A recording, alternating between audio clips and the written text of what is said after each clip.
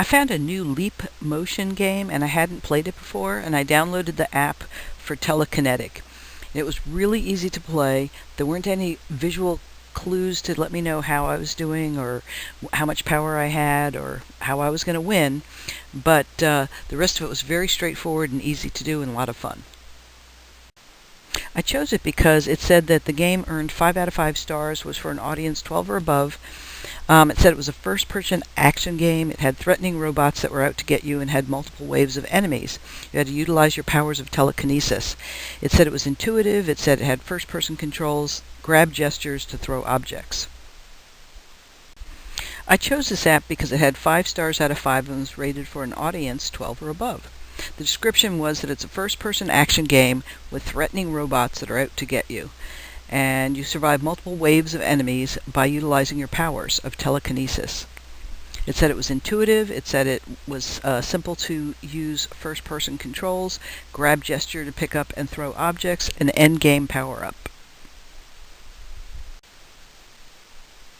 So you learn through discovery. The music was familiar, it was engaging. At first I thought nothing was happening, and then one by one there's 4 squares that power up on the floor by turning yellow.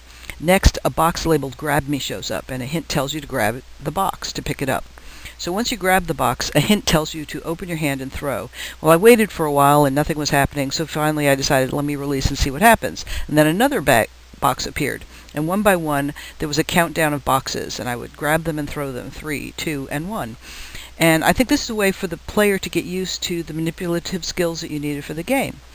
And then the walls came down and I was able to play. So I picked up and I would throw boxes on the entering box, the bots.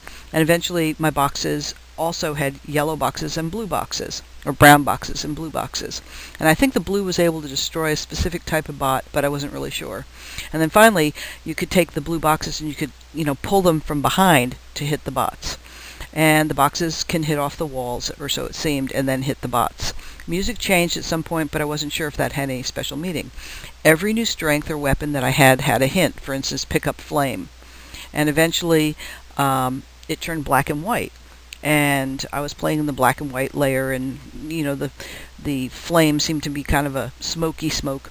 And eventually the doorway lit up and was white, and I was waiting for something to happen. I thought, well, maybe I'm supposed to go through it, so I went through it, and the game ended by saying, thank you for playing. The code is open source, and I think that's to encourage players to be more involved and make their own layers. I really enjoyed it, and I was glad I was forced to play for 30 minutes, because the first time I played it, I was underwhelmed, because I didn't know what I was doing.